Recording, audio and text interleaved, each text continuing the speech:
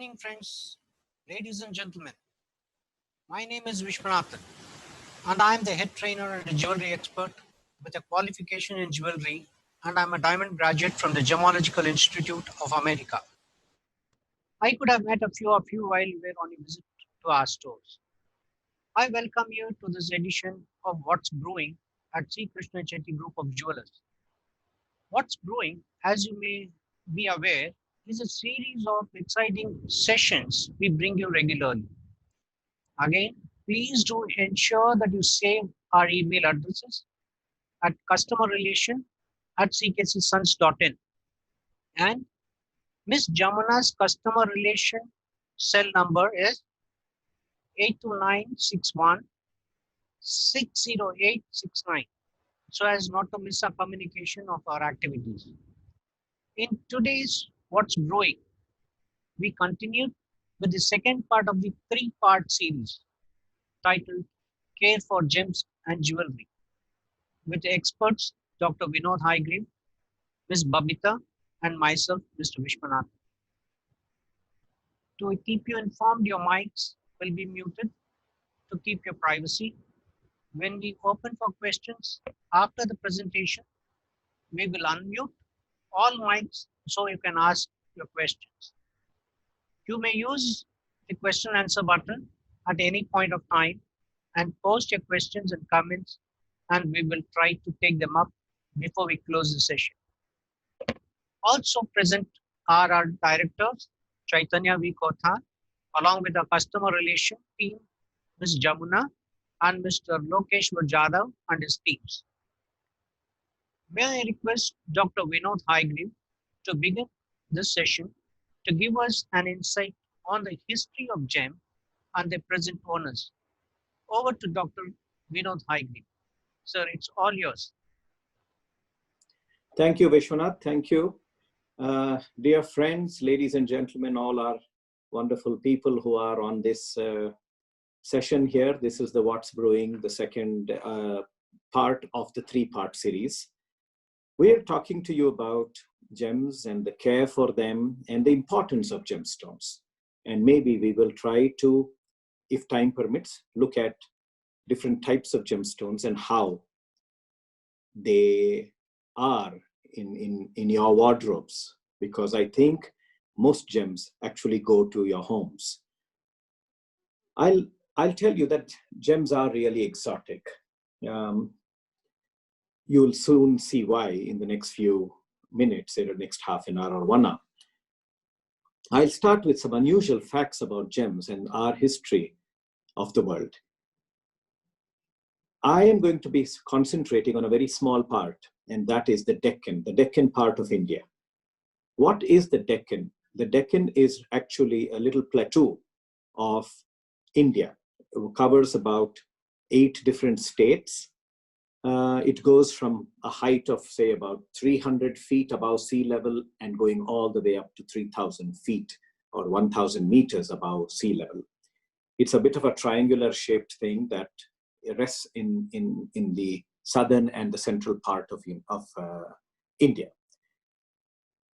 States that are covering, the plateau covers the states of Telangana, the Maharashtra, Karnataka, Andhra Pradesh predominantly.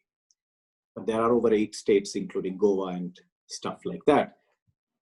It's located between the eastern and the western Ghats. And the Deccan has been a historic platform because there were major dynasties of Indian history, including from the time of the 4th century, which means about 1,600 or 1,700 years before now. Very briefly, the names are only what I will speak about. The histories, books are there to speak about more. But take, for example, the Pallavas, about 4th century or 1,600 years ago.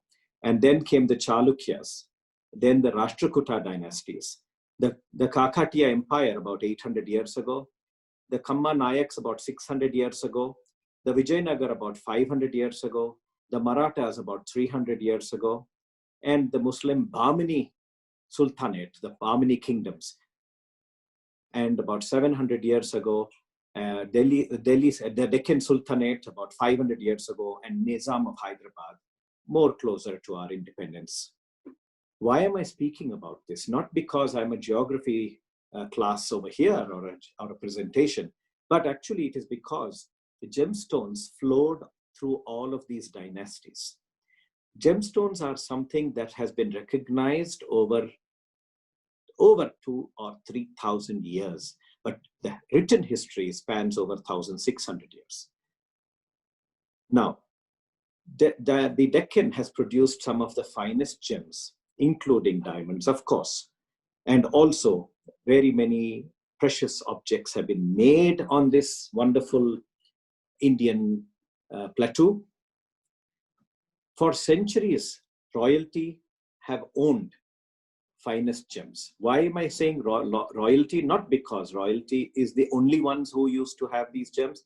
Everybody, from landlords, tahsildars, common people, everybody aspired for gems, not for anything other than the beauty of it. The value of it came in subsequently, but it was all about the beauty of it. Now, let's take a look of one particular gemstone, which is the Taimur ruby. All of you know that this is the picture of the Taimur ruby. Over here, it's a very, very large 361 carats in the center. This, if you look very closely, if you pinch your screens, you can see a little bit of the inscriptions on the stone. Gemstones are hard. Gemstones are very, very colorful, and they have a depth of character. There are no other products in nature that has so much of life within the stone, within the material. You can't have it in steel, iron, nothing. It's only gemstones that are transparent. Even if they're opaque, they will display some colors, they will display lines, they will display certain characteristics, which there is nothing like that in nature that produces. Maybe flowers is the only other thing that I can think of, trees and flowers. So nature produces gemstones like they produce the flowers and other beautiful things on earth, animals, people. Now, this particular Taimur ruby was taken away by the British. It's still now with the British crown jewels, part of the Indian history, part of the treasures of India, found in the Deccan region. Now, let me tell you, this was one of the stones that the British took away along with the Kohinoor. Now, what is the interesting part of history of these two gems is that, first of all, it was recorded first in the 1300s. Now, from then onwards, it belonged to Taimur the Great, the invader. And from there, he had such an admiration for gemstones that he took this particular excellent ruby specimen and inscribed his name on the stone. This is something that is the highest form of appreciation. Now, if you go to Belur and Halebeed and Meenakshi temple, you have inscriptions. Hampi, you have inscriptions, you have carvings on stone. People carved their history of land, the lifestyles on stone. Very, very highly evolved people, kings, royalty, conquerors, people who had a lot of taste. It could be anyone. But if they wanted something to last forever, they would put it, inscribe it, carve it on stone. As they say, it's carved in stone. Now, when his wife, Taimur's wife, said, "You are spoiling the gemstone by writing your name on the stone." And this is what he had to say, which you see on your screens. "This jewel will more certainly hand down my name to posterity than any written history. The house of Taimur will fall or may fall, but as long as there is a king, this jewel will be his." Or it could be the reverse. Whoever possesses this gem will be a king. Now, these are incredible demonstration of what a gemstone is. Not that all of us can afford a 361 carat gemstone. Not that we can't give you, but it's not easy. acquisition for anyone. What happened? How did this diamond, this particular gemstone and the Kohinoor go away out of India? A very interesting story was Maharaja Ranjit Singh, if you all remember. He is the man who, after whom the Ranji Trophy, the cricket trophy, is named. When he passed away, his son, Dilip Singh, the Maharaja of, they were the kings of Punjab. When Dilip Singh was 10 years old, he was anointed to be the king at the age of 10. His mother, the wife of Maharaja Ranjit Singh, held court, and she was there with the British when they said, "We will protect you since you are only 10 years old, and I'm going to give you, the British Queen will give you, the Maharaja Dilip Singh, 10 years old, the power to be a king, the right to be a king." Not that he didn't have a right, he was born a king, right? He was born a prince and then became a king. But then the British said, "You will be king. We will allow you to be king. We will protect you from invasion. In return, you will sign this document." And this document says, "You will be allowed to be called a king, but we will rule your land. And in return for allowing you to continue as a king, even after you are older, you will give us the Kohinoor." The mother was there in the court, and she said, "How could you do this? My husband would never allow you to take the Kohinoor back from out of us." The British said, "The Maharaja will sign it at the age of 10. At the age of 10, he will sign it, and the Kohinoor we will be taking as permission to be a king." But it was only a figure of a king, but never had the power of the king, because the British said, "We will rule." This is the kind, and when the queen ultimately got, well, before the queen, when the mother started shouting in the court of Maharaja Ranjit Singh's court, she told her ministers, "What are you people doing? Are you going to allow this happening? Kohinoor belongs to India. How can you take it away?" They dragged the mother out of the court and got the 10-year-old to sign the document. Today, the rest is history. Now, what I'm going to say is, when it went to the queen in England, she looked at the Kohinoor and the ruby as well, and she said, "Now I am the queen of the world." Until then, she wasn't. So what does this mean? It's the emotion that goes with gemstones. It's the colors, it's the beauty, it's the rarity. It's something else. It does something else to everybody. This is what gemstones are, all exotic. It's not what we or you or A or B says. It is the truth. The beauty of gemstones, the exoticness of it, is something that is very difficult to fathom. This, by the way, just a few months ago, I was looking at the Maharaja Ranjit Singh's picture and recollecting the families, the descendants of them who we met a couple of months ago in Mount Abu. They live, I think, in a place, in the palace called Shiv Nivas. And I think that is where we were reminiscing and saying, what is the history of Indian richness of gems and jewelry? And unfortunately, some of this have gone out of the country. I believe these kind of stories are what make the history of the world. And what I would like to say is, this is only a taste of what you might get over the next hour or so, or another 20, 30, 40 minutes. And after this, we're going to try, if the time permits, to give you a little history or a little bit of information of how to maintain those gems. Because it comes from earth, it is not easy. It of course takes billions of years of formation. Some of these gems may have come from outer space by asteroids, but those are small quantities. The most of it is coming from within Mother Earth. And that is what we would like to speak to you. When something Mother Earth gives it to you, how would you maintain them? How do you make them into jewelry? How do you care for them? How do you preserve them? If the Taimur can last for 800 years or 1,000 years, can your ruby, can your emerald, can your amethyst, can your cat's eyes last a long time? This is what we are going to be speaking. I have a colleague here, Vishwanath, who is the expert on jewelry. He has given us a nice introduction. We have Babita, who will now take us through the whole process of how to maintain jewelry. Babita, it's all yours. Good evening, friends. My name is Babita, and I welcome you all to another edition of Gemstone Exoticness. Last week, we covered all about gold, silver, and platinum jewelry care. We hope you enjoyed that session.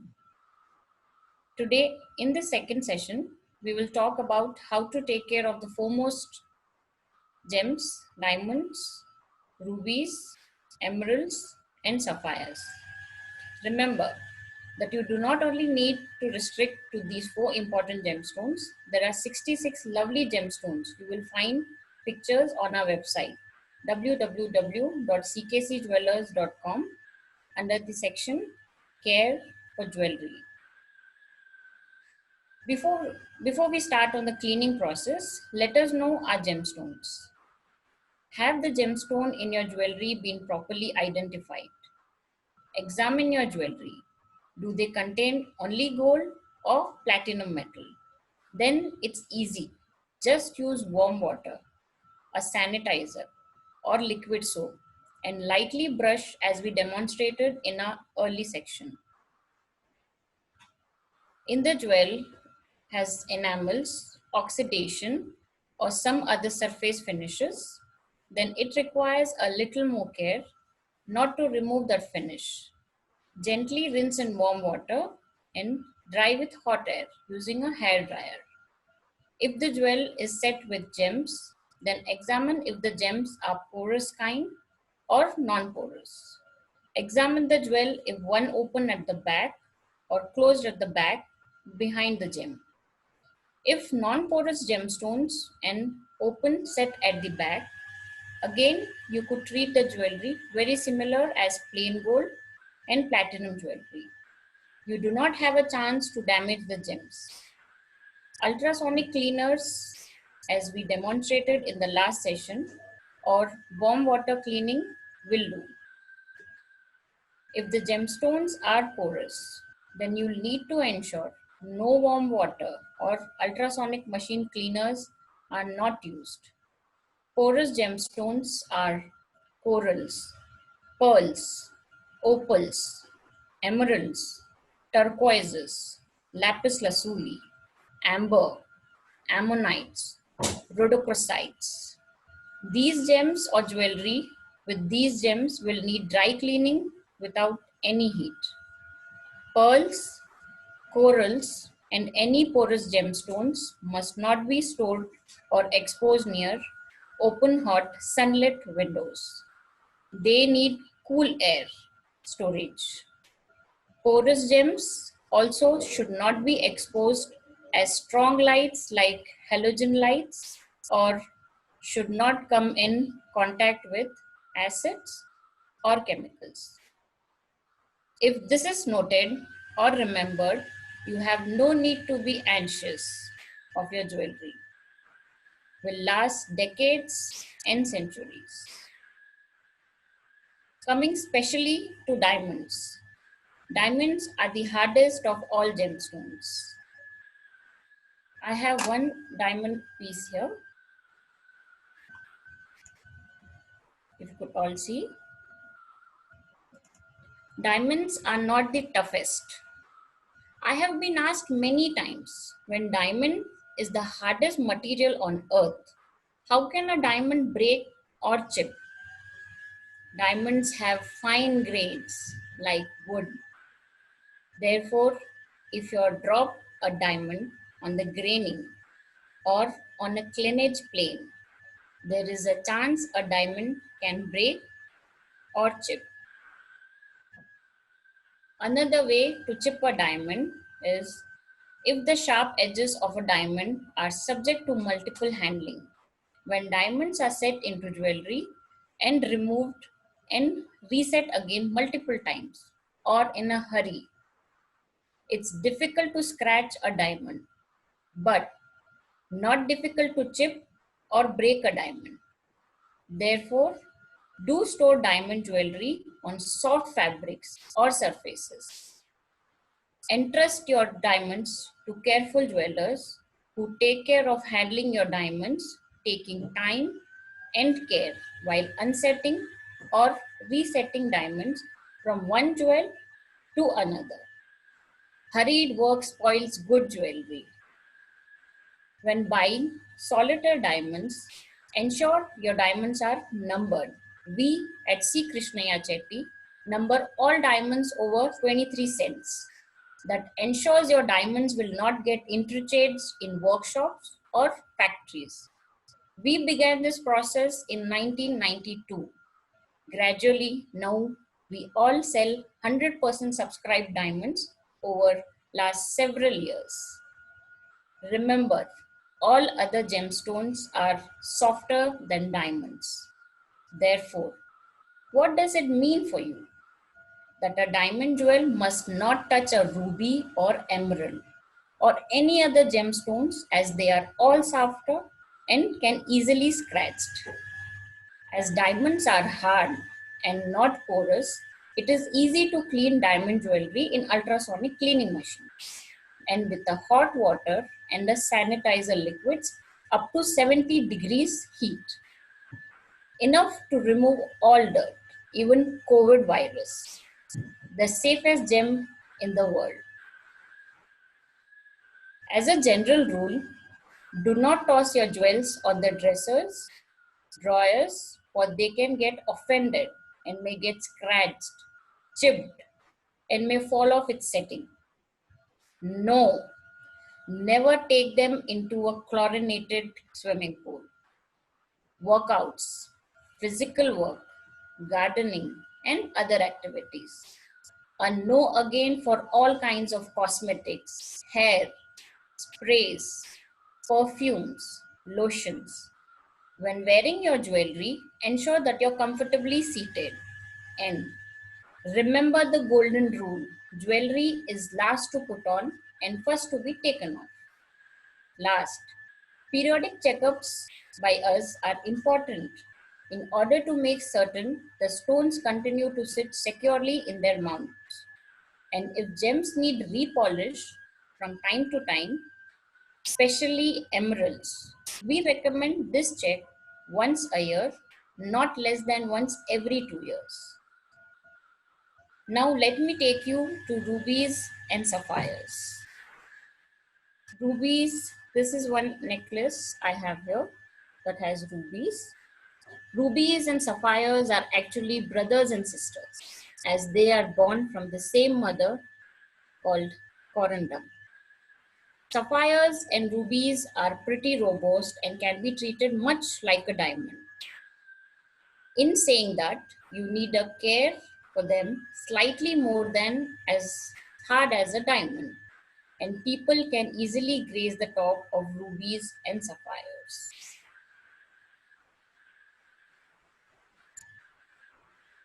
Lay ruby and sapphire studded jewelry separately in a flat compartment to guard against scratching softer gems.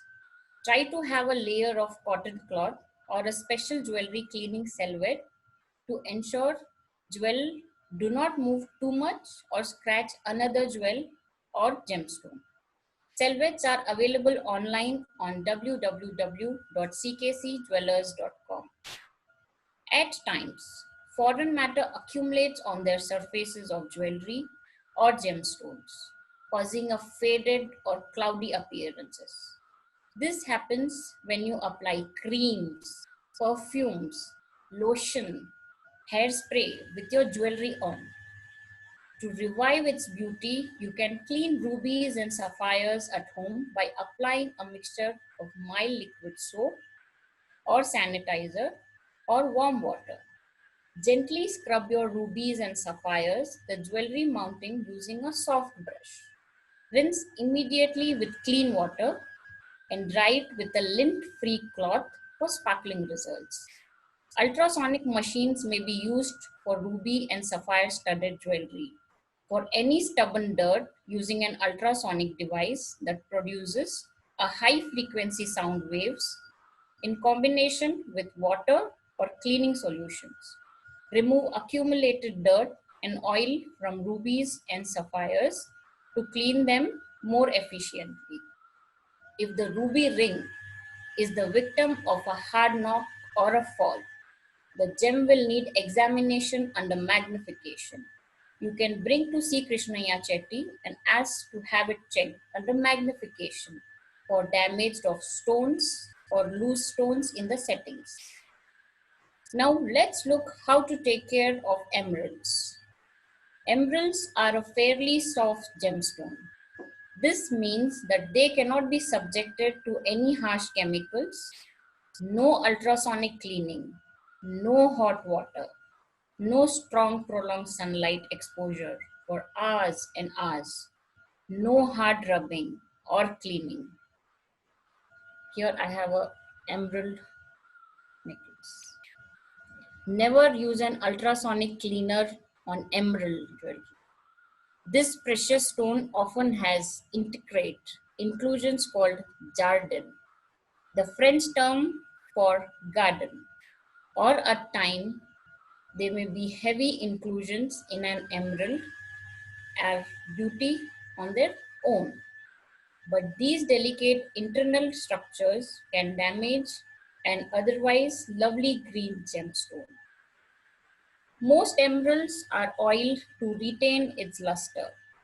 We recommend you apply a simple odorless oil like linseed oil by hand or a soft cotton wool once a year to keep your jewel clean.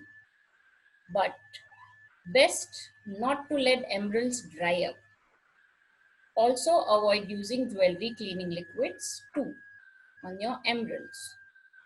High quality emeralds, more expensive ones will withstand cleaning liquids which have mild chemicals. But other emeralds may be affected by strong ammonia or chemicals. Emeralds should never be cleaned with steam. A little knowledge of gems, their care requirements, and different cleaning systems will help you make the best possible choice, as many natural gemstones are treated or enhanced from the time they are extracted from the earth by one or more traditionally accepted jewelry industry practice. These treatments and enhancements can affect how you should clean and care your colored gemstone jewelry. Feel free to contact our relationship managers who would be eager to assist you on how your specific needs and how to take care of your gems and jewelry. On a vacation, we do buy a few gemstones on our way back and have them stored together in a bag or pouch. Since gems vary in hardness, storing loose stones together is not advisable, as they can result in scratches and reduce their polish. They need care. Wrap them in a cloth, silk, or velvet with distancing, or use jewelers' stone packets for all your loose gemstone collection. They can be organized and secure. You will not only find the pieces you are looking for faster, but also protect them from damage. Here, have a look at this short video describing how your gemstones are taken care at Sri Krishniah Chetty Group of Jewelers.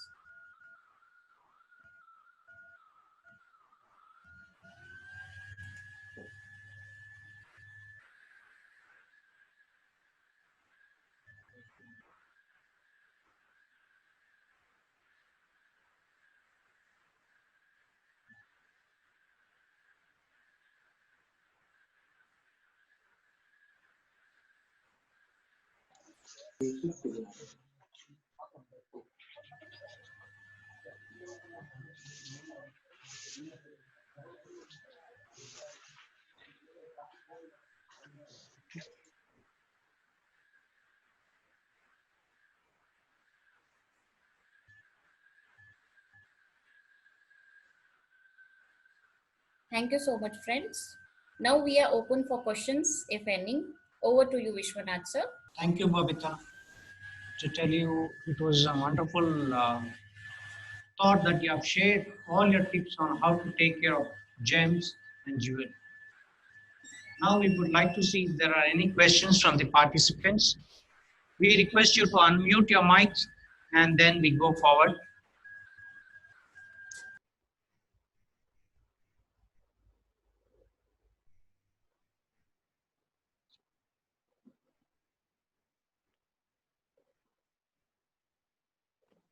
I think Lokesh, Vishnath, the video lacked sound, I think, Yeah. for some reason. So maybe that question needs to be answered. What was inside the thing? Would you be able to play that again for a minute? I think it's only a very short one. Yes, sure. I will be playing it, sir. If you can. Yeah, okay. Yeah.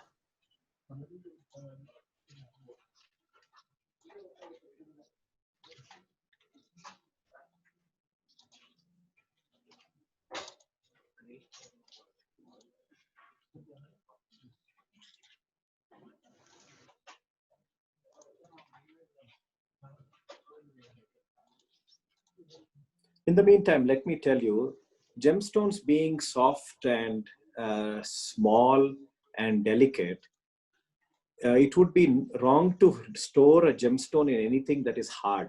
So ideally, we do not suggest that it is stored in metal boxes or metal containers.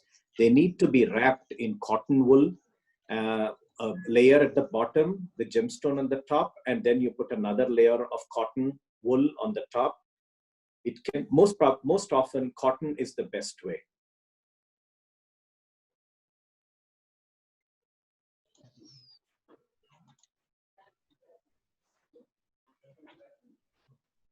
Your loose gemstone collection deserves to be organized and secure. This will help not only to find the pieces you're looking for faster, but also protect them from damage. Remember that gems have different hardness factors and can get scratched each other over time. Some gems are also sensitive to environmental condition or chip easily and should not be left casually exposed. Place your gem into the first fold and fold the paper from the bottom. Then fold in the two sides. Lastly, fold the last two sections of the width. Your gem is safely in your stone packet. So all gemstones, be it a hard diamond, which is very, very hard and not easily scratched, or it is a soft stone like an emerald, or even a softer stone, because you have a variety of softness from a grade of 0 to 10. A 10 is being the diamond, and the softest one is actually talc, the talcum powder that you use, the talc. So they're all varieties of minerals that we get. So, but if you look at the diamond hardness of 10 being the hardest, then the ruby is actually 9, but you would assume that the ruby would be at this 9, but actually the ruby is 9 is over here. So you can understand that how much of a difference there is. Even though 9 is the ruby hardness, the 10 is the diamond hardness, the ruby is not as even half as hard as a diamond.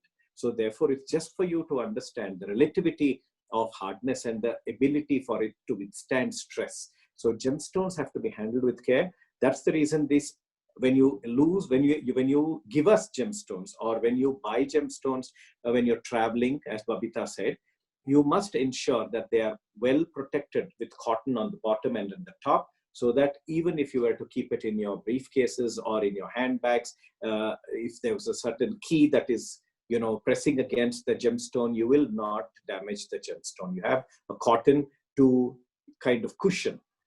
It could be any stone. The stone that was packed, I'm not very sure, Babita, I think that was a blue sapphire. Am I right, Vishnath? So that was a blue sapphire that was packed into the packet. Okay. So blue sapphire again is, there's one interesting thing that was mentioned by Babita. She said that rubies and sapphires are like brothers and sisters, because it comes from the same mother, which is true. Corundum is the mineral from which you get varieties of colors. In fact, corundum gives out a whole range of colors, from little pinks and yellows to oranges to reds. So if it is a dark red, it becomes a ruby. If it is a light red, which is more pink, then it will not be called a ruby, it will be called a pink sapphire. So sapphires are a range of colors.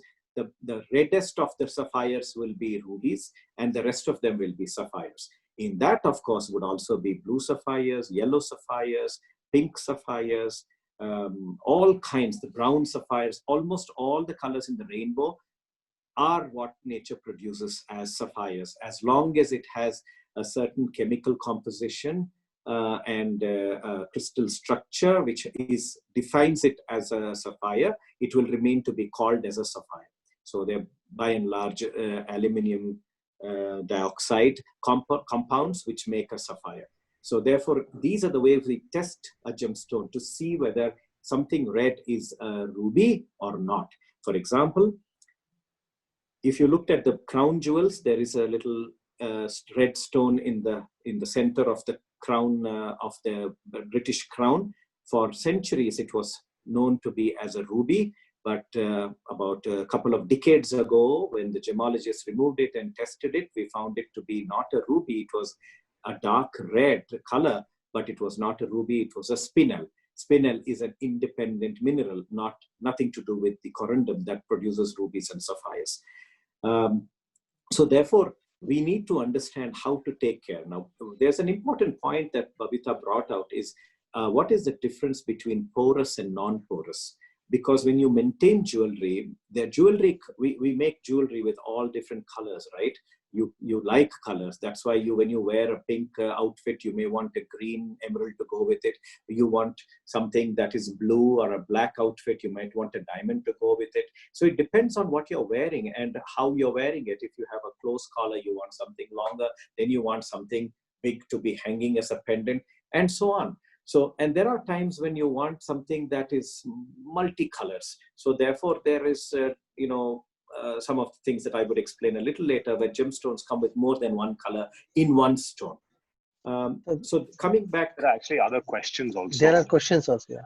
Yes, we would get into the other questions.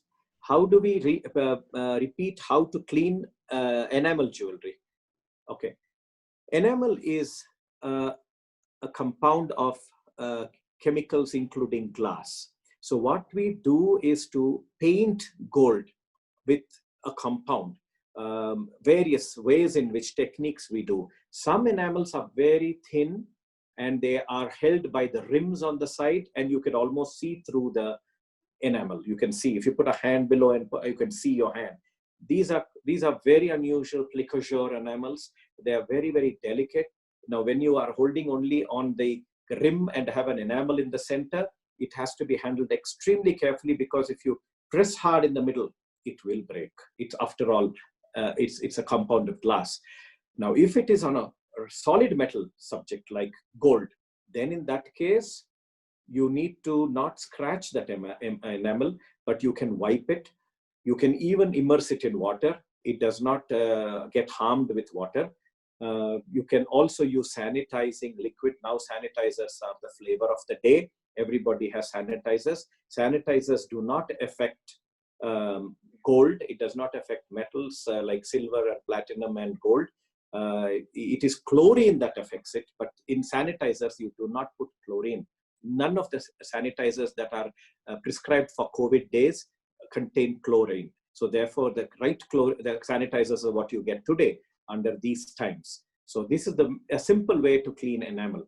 If you chip the enamel, then matching that enamel with another paint, formulating exactly the same combination of colors, the texture, the intensity of whether it's a pink or a blue or a yellow or a red is going to be difficult. You will find a variation. The best way in such a case is we remove the enamel completely and re-enamel it fully. But if you do small patchwork, it will never be as good as a complete enamel work, which we can do for you. Given time, we can clean up the old enamel and put in a new enamel. But sometimes you may not want to do it if it is very historic pieces. If you had it in the family for 50 years, 100 years, 30 years, you may not want it. It may belong to somebody. So your parents or grandparents, and therefore you may want to keep it as it is. But if you need it, we can always do that work for you. But it takes a bit of time, but we can do it. I hope that was clear as an answer. Another question is, should we keep gem jewelry also like the way shown on a video? Yes, for all reasons, yes. All jewelry should be in soft cloth, cotton, or in velvets. But keep in mind, try to not use any boxes which have animal or glues made out of animal fat. Let it be vegetable fat. It would be a better. a way of not tarnishing your jewelry. Another way of storing your jewelry is a good clean tissue, tissue paper. You can wrap them. Cotton cloth, you can. Any kind of muslin cloth is excellent. It also protects and gives a sheen to the jewelry. Is it true that gems have to be set in 18 karat gold for strong setting? All right. It depends on the design. The design will dictate what kind of metal will be used. 18 karat is an alloy and 22 karat is an alloy, but there's a little greater alloy content in 18 karat and a little lesser content in 22 karat. It depends on the design. If you need very, very fine design with very little prongs, then you make them in 18. But if you want thicker design where the prongs itself are part of the design and you want to show the design, you want to show the prongs to hold it, then 22. It depends. But if you are using very, very small stones, for example, then it is, especially if it is diamonds, then we use 18. But if it, and also one thing is that we do not want the stones to fall off. So therefore we may use 18. So it is a matter of choice of what the design is, what the purpose of the jewelry is. If you want it long lasting, if you want precious stones, it is good to do it in 18. But if it is not, you can use platinum. If it is not, you can use gold, 22 karat. All of these are possible. But to me, let the experts decide what's the right combination of metals to use. Occasionally, we use platinum and gold. We may use 18 karat and 22 karat, a 2-layered gold. All of these are possible. We have another question here. Tanzanites break easily. So if we get a string of Tanzanites, can you make it into a jewelry? Tanzanites are also soft, but not as soft as emeralds. They are a little tougher. But however, if you drop a string of gemstones, it is likely to crack or break. Tanzanite is no exception. Tanzanites can also break if you were to drop them. But if you had to just lay them on a table, it does not easily break. But it can get scratched if another surface is harder. Tanzanites can be made into wonderful designs, whether they are in bead form, cut form, cabochon, that is half cut or just shaped in different ways. We can make, that's actually a design challenge, but that's where we excel in. Our team of about 16 designers are all the time looking to innovate new things. So if you give us some Tanzanites, for example, you have, or any gemstones, we will have our designers pour their minds over it. We'll try to see how to make a nice piece of jewelry for you. Yes, we do that all the time. 30% of our business is actually custom-made jewelry, and we have a large number of consumers who actually give us gemstones. I must tell you a little story about how Indian royal families actually gave their gemstones to not only to us, but also to the European jewelers, and they made the jewelry with the customers' gemstones. So it's part and parcel of our business. We do that all the time. I think there is Deepa Ramraj wants an unmuting of the mic. Yes, we can allow, sir. Yeah, please. Deepa, go ahead. You had a question. No, I typed in the question. Okay. Not a problem. Thank you so much. All right. Thank you. All right. Another question is there any particular material to protect gems other than cotton? As I mentioned, any soft cloth, the best ones are what we call selvets, which are soft. It's a derivative of leather, and it's processed until it becomes very soft. It's not hard. It is very thick and soft, and that's the best way to store. We do give them sometimes with your diamond jewelry. We give them out a small swatch of leather, but otherwise you can buy them off on our website ckcjewelers.com. Most of the time it's available. Another question, very interesting, is how do you identify fake gems? All right, it is always a challenge not only to identify fake gems, but also to identify, for example, a ruby from a spinel. Both look red. Both come in orangish red, reddish orange, a variety of colors and tones. It's not very easy, but there are characteristics that once you get used to it, you study gemology, then you're looking for various characteristics. For example, one of the most easiest way is to look at the shape of the inclusions inside the gemstone. When you look at the shape of the inclusion, if it is a well-rounded inclusion, almost like a perfect round bubble, nature doesn't produce it. Most often it is produced by man. So therefore, if you find a very well-shaped inclusion inside a gemstone, you can almost be sure that it has been made by man somewhere. But if nature had to produce it, it will produce inclusions which are sharp, which are angular, which are, I'm giving you an easy thing to understand. Of course, there are exceptions. Sometimes nature does produce very perfect inclusions, but 99% of the time, it will have inclusions that are angular, that are geometric, that are uneven. And there again within that, for example, if you take a sapphire, it is something to do with earth and nature. And also the crystallography of the stone, it produces thin little needles, very thin little needles. It's almost like a spool of thread, the thread that you get in a spool, very thin needles. You have to look at it under microscopes or magnifying, and you will find that. Can man make it? Yes, he can, but it's not so easy because he has to replicate not only the texture, the crystallography, the specific gravity, the chemical composition, but also these inclusions. And again, where they are placed, in which orientation they are placed. So all of these put together would determine whether a gemstone is real or not, and whether it is a spinel or a ruby or an emerald or an aquamarine, and so on.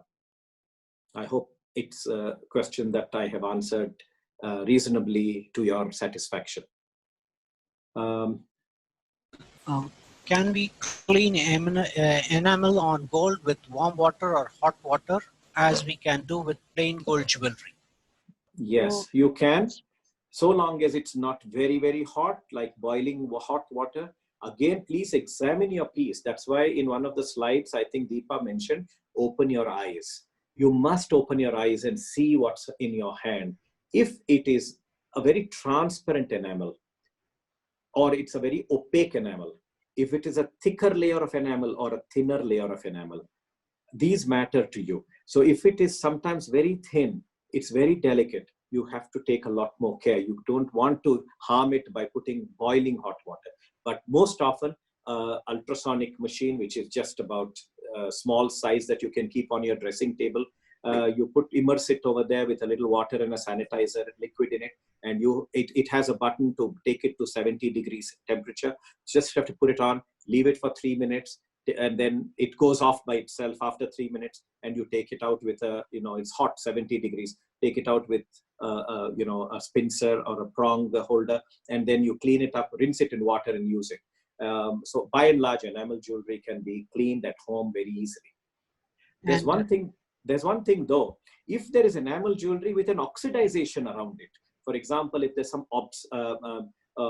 uneven surfaces on the gold, like embossed pieces of jewelry, there's oxidization, then there's likely when you put it into hot water, the oxidization will get removed. If that is the case, then you'll have to bring it to us. We will re-oxidize them for you and give it back. Yes, there will be a difference between the way it was when you gave it to us and after we finish the work and give it to you. There may be a difference because the levels of oxidization or the manner in which the oxidization is done can vary because they're all hand done. So to a large extent, you can do work of maintaining these jewelry at home. And to add a little to it, sir, I would like to say that there are different metals on which these enamels have been laid. Because this is nothing but a thin layer of glass that is applied. Different metals have different kind of what is called cohesion, or the temperature in which they can maintain. There is an expansion of metal that usually happens. So when you dip it in boiling water, the metal can tend to buckle. If it buckles, it's going to give a crack on your enamel also. So try to use a warm water, basically with a little mild soap. That should be a wonderful thing, rather than putting it into boiling hot waters. I think a valid point, Vishnath. Thank you for that. There is a question which I don't really understand. What is Kemp jewelry? Is it stone or enamel? If Kemp is meaning in the colloquial manner, as we say in our Indian languages, which is Kempu, or is it a red jewelry? In that case, it is a stone. It is not an enamel. which when we say Kempu jewelry, which in local language, when in Kannada and Telugu and Tamil, when we speak about it, it is mostly the ruby jewelry, which is cabochon ruby, or it could be sometimes not real ruby, but it could be red stones. So Kempu is just a color for the gemstones. So I hope that is clear. What is the life of enamel with jewelry? Well, we've had examples of what Krishniah Chetty has done in the 1900s, and it is still good. We have some of those pieces with us. It's still good. Our clients have got pieces made 100 years ago. It's still good. European historic pieces, which are 200, 300 years old, they're still good. Enamel does not last for a short while, provided you take some good, reasonable care on enamels. What's the difference between freshwater pearl and sea pearls? Okay. Well, as the terminology itself says, freshwater are river pearls, rivers, freshwater, whereas saltwater pearls are normally in the oceans. Pearls that come from freshwater, because they're rivers and flowing and shallow, the oysters they don't grow big. So therefore the pearls in the mother oyster will also be small, as is the mother.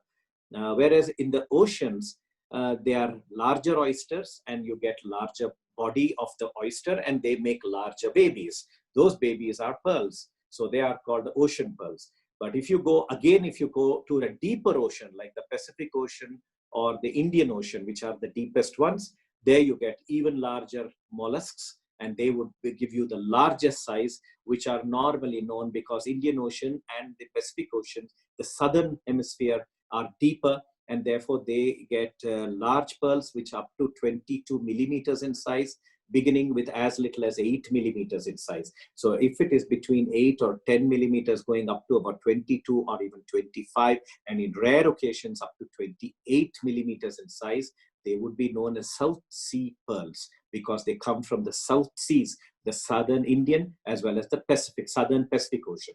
If the same Southern Pacific Ocean were to be in Tahiti, where it is mostly black-lipped oysters, then the color of the mother is black, and therefore it brings out a black or a gray or a dark-skinned opal. So therefore, sorry, not an opal, the pearl. So therefore, these are the different kinds of cultured pearls, or the saltwater pearls, or the natural pearls. But the ones that come from the port of Basra in the Middle East, which is now, it's polluted water, so there's not much pearl production there. But now the kingdoms there are trying to purify the water and have pearl farms. They're trying to produce natural pearls back again, as they used to be a couple of 100 years ago. I hope that was clear in your freshwater. And okay, I think it's pertinent in today's world to tell you that a large number of freshwater pearls actually come from China. So, highly debatable, isn't it? Do you want to use freshwater pearls if it is coming from China? So therefore, I think we all have a duty to perform in this country and the world how to consume our pearls. Another one is, are gems based on star sign? And if so, what is it for Pisces? Okay. Vishwanath, I think it's your, if you know. I'm not Okay. much of an astrological Okay. person, so I do not know. Here, Vishwanath, if you know the answer. See, now based on your star signs, when we are looking at star signs, we go by the date of your birth. Okay, it is not on that particular zodiac sign that we would recommend you a gemstone. This is basically at the time of birth, which star has been ruling your first house. So this is little about astrology, and we would require your place of birth, the date of birth, and your time of birth. This becomes mandatory when we assign a gemstone. So please do not go by the zodiac sign to get your astrological benefits. It's better you always approach an astrologer. We do have one Mr. S.K. Nair at our stores, who will be available on all days. You can fix up an appointment with him, and he would be the right person to tell you your ruling star and your gem, which will go well with your particular zodiac sign. I hope I have answered your question. Dr. Rashmi, I must tell you that there are gemstones that are very powerful when it is linked to your stars. However, it is the faith that you have in something. So therefore, it helps you if you get the right recommendation of a gemstone. But otherwise, a gemstone is a product of nature, and most often it is nature to nature. We are all nature as well. The Akshaya wants a clarification further, I think, on provide an insight into ways of taking care of jewelry with both diamonds and soft emeralds, such as here. So that as I understand the question, it is if the piece of jewel, whether it's a ring or a earring or a necklace or a bangle, if you have emeralds and diamonds on it, one is a softer stone, one is a harder stone. Yes, by all means, you've got to take care of the softer stone principle, not the harder stone principle. The harder stone will anyway be protected if you take care of the softer ones. So the weaker gems, we take a little more care. The stronger ones will be fine. So you need to keep, there's one aspect that I would like to state here, it's coming to my mind, is that some jewelry is made with an open back setting. That means the back is open. You can see the stone from the back of the jewel if you flip the jewel. In such a case, cleaning is simpler. But if it is a closed back setting, then a mild immersion is acceptable, but not for long. So we normally say, take this out. That's why I think Babita's presentation said that you take them out and have your duties performed, including to have a bath. But I do know a lot of people do not even take out some of their nose screws and earrings and rings. We all sometimes don't take them out. We continue to have them. But keep in mind, soap, diamonds have an affinity to oil. In fact, it attracts oil. So what it does is diamonds have a tendency, if oil is somewhere close by, it goes around the diamond and settles down. There's an affinity to oil. In such a case, when oil settles on the diamond, the reflection of light reduces and the diamond shines less. So you need to clean that up and remove that oil. When you remove the oil, it becomes shining. It's just a surface. It doesn't go inside the diamond. It's only on the surface or on the corners. So I would normally suggest when it is close setting jewelry, clean it with a soft cloth. Slight immersion with, just a lukewarm water is fine. A little bit of a non-oily soaps will help, but not oily soaps. And emeralds, as Babita had mentioned, you need to oil them with a gentle oil once a year. Just dab a little bit of cotton, take a little bit of oil, dab it, and then just apply on it and leave it. Clean it up. It's just a very, very minute amount of oil. It lets the oil kind of protects the emerald. And if there are certain fissures in the emerald, the oil settle down inside, it becomes more nicer. You do not want the emerald to dry completely, because when it dries up, then it kind of increases the cracks. So we need that oil to bind the emerald grains together. The same thing is with many stones. For example, certain types of quartz. Quartz is also a certain aventurine quartz. You should not allow them to dry. You should apply oil approximately once a year, if not a little more often, depending on whether it's outside or inside. How often should diamonds be inspected and reset in rings that are worn daily? We generally request our clients to have them examined once a year. Quite often, you don't find the time to visit us every year, so therefore you may not bring that piece of jewelry every year. If you're wearing it every day, we suggest once a year, but not more than, or not less than once in 2 years. Have that come over to us. We will examine it. We will see whether the prongs are loose, the setting is loose. We'll tighten it back so that if they are by chance going to come out in the next 3 months or 6 months, that will prolong the life, and you will need not be worried about wearing it every day. The next question that we see here is, some jewelers put a color paper under the rubies to give a uniform color. Does CKC do it too? Answer is yes.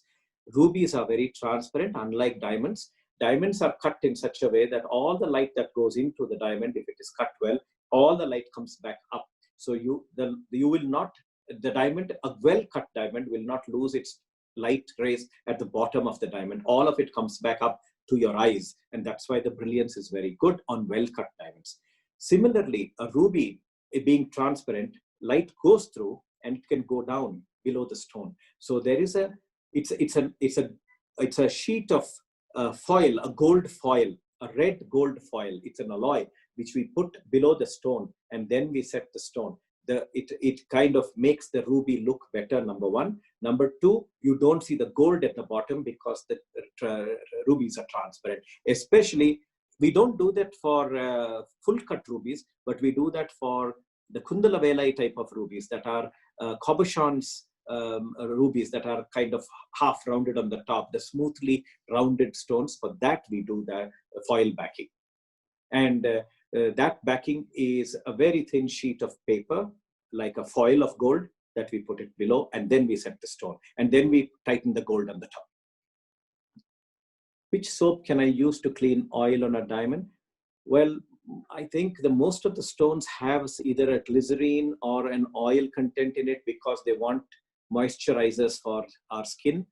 So you need to, ideally, I think it would be a sanitizer liquid, a sanitizer-based liquid, which will be, there is a little alcohol in it, but that's a better way than soaps. I understand that soap and oil have impact on the gems. We are also told that gold and pearls gems, when worn, they dissolve very slowly on you. And is it good for you? Is that true? Yeah, Mr. Chitra, I think all of these being natural, there are two kinds of stones, as Babita mentioned. One is a porous kind and one is a non-porous kind. If they are porous, they kind of dissolve over a period of time. More so if it is in contact with a lot of sweat and acid in our bodies. If we are sweating, the sweat has acid, and that can over a very, very long period. Pearls, yes, that can happen. Corals, yes. Lapis lazuli, all the porous gems, including rhodochrosites, amber, they will have a porosity, and the porous nature of it will slowly, where you will not notice it, but over a period of time. But we have seen some people who have corals completely flattened, from a half rounded, it's flattened. Some things like that can happen if you rub, soap on it and everyday washing. It is likely, but I would normally suggest that you do it mildly and carefully. So these are the precautions that one would take. We do. It's about 6:05 p.m. now. There is one question in the chat. Yeah. Is it true that diamonds with inclusions are bad luck? Also, is it bad luck to buy diamonds which are versus quality good as question. they have? I think that's a good question. What sort of inclusions are acceptable? Right. All right. Now, as I said, nature produces a variety of birthmarks in a stone. For example, Babita mentioned about an emerald, and we, the people who know gems, not only us, but even many of you who are consumers of emeralds, why I'm calling emeralds first is because it's easy to see. Diamond is more difficult to see. But emeralds, if you see inside, is like a garden. That's why the French called it jardin, which is a garden. In fact, there is maybe at some point of time we will show you pictures of inside an emerald in an expanded, that itself is a webinar by itself. If we show you the kind of trees and plants and lovely things inside, it's like a forest. This is the nature of a true emerald. A completely clean emerald is very rare. Now, in a diamond, similarly, and in all other gemstones as well, there are grains, there are inclusions, and there could be a variety of different ways in which these inclusions are formed, because over the youngest diamond is about 3 billion years old, and definitely no diamond is below 2 billion years old. So over 1 billion years, when the right ways that the earth was forming, right in the mantle, deep down under the earth, which is over 240 miles below the surface of the earth. It's so hot, no human has ever gone close by. even remotely gone by. Now, those are under those circumstances, under heat and pressure, and the surrounding elements which are there.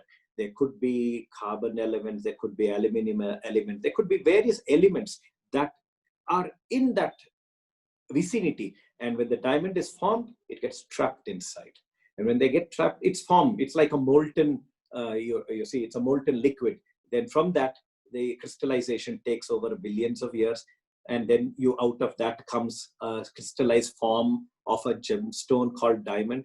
And that comes out through the volcanic vents. It will get pushed up by the forces of earth. And when it comes closer to the earth, the surface, we mine them and we take them out from the rock. These inclusions remain there. You can do nothing about them. You cannot remove. Sometimes if it's in the corners, we can eliminate them, or we can keep them, depending on the nature of the inclusion. Some of the inclusions are fascinating. Therefore, inclusion is not something that is bad. It is just an interest. Somebody likes, for example, when you have a marble put on your floor in your house, you like some grains. Some people like absolutely clean marble. Some people like grains in it. It depends on the personal feeling towards these. However, what happens is that when there are a lot of inclusions, the prices are different. When there are less inclusions, the prices are higher. When there are no inclusions, the prices get even higher. And what happens if you take the history of pricing in the world over the last 50, 100 years, the cleaner diamonds, the more less inclusion diamonds have commanded a better price in the market. So resale value goes up. If you take it from India and sell it in England, or you sell it in America, your American diamond is, you bought it in America and you want to sell it in India, the cleaner diamonds are better resale value. It's the same with everything. When you have a very good property, you have a better value. If you have a property which is in a very bad location, the value is less. It's as simple as that. A farmer knows it very well. If the soil is not good, his value of the land is less. It's no different. Inclusions are basically that. It's not so much as bad luck, but maybe our ancestors told us, don't buy a bad diamond because it will bring you bad luck. Therefore, you will buy only the good ones. It's a way of convincing you to take only the good stones. I have another question, I think. What oil is advised to apply on any oil which is odorless? Linseed oil is very easy to get, and that's a simple oil to apply. If you need something, I think we can supply them at CKC. It's a good question. I think Vishwanath, if we can store a few oil bottles and give it to clients who would. We would be able to bottle them and give it to them. Certainly, sir. Yeah, we will take it. So if there are any further questions, we are welcome. We have another seminar going on next week. Vishwanath, it's all yours. Sir. Thank you, sir. Thank you for your wonderful descriptive insight on the gems and the way that they are being cared for. So now to take it forward, we wish that you had a wonderful insight, and I'm sure we would be looking at many more gemstones to come in on the next final session on gem care, which is again to happen on the Thursday, the 25th June 2002 at 5 p.m. And Doctor, I have a question, Vishwanath. Dr. Soumya wants to know if there's a recorded version of the last seminar. Maybe you could tell them. It's actually all on YouTube. Yeah. Okay. Yeah. Chaitanya, please go ahead. Where is it? It's actually all on YouTube. So you can go to our channel and everything is uploaded there actually. It's a CKC YouTube channel. So anyone can just put on Google CKC YouTube or Krishniah Chetty YouTube, and you would be taken there. And there are several videos there that are very educational. Please do have a look. There's another place that you can get a lot of information. It's the Krishniah Chetty blog, the CKC Jewelers blog. Even that blog has a lot of articles you can read, sometimes videos, sometimes articles. So they're all well, available to you. Vishwanath, back to you. There's one more question. Is it possible to show emeralds once again? Mm, This was Mr. Oman Omana, Thomas. yeah, Omana Vinod. You wanted to see the emerald. Okay, I now know why you wanted to see it. All right, if you can show that emerald, it's a very interesting emerald picture. Do you have that on the PPT? Omana, this is something very interesting. It has got Jesus Christ carved on the emerald. I'm not sure the weight it is. It's a pretty big emerald piece. It's a lovely piece carving of Jesus Christ. Do you have that by chance?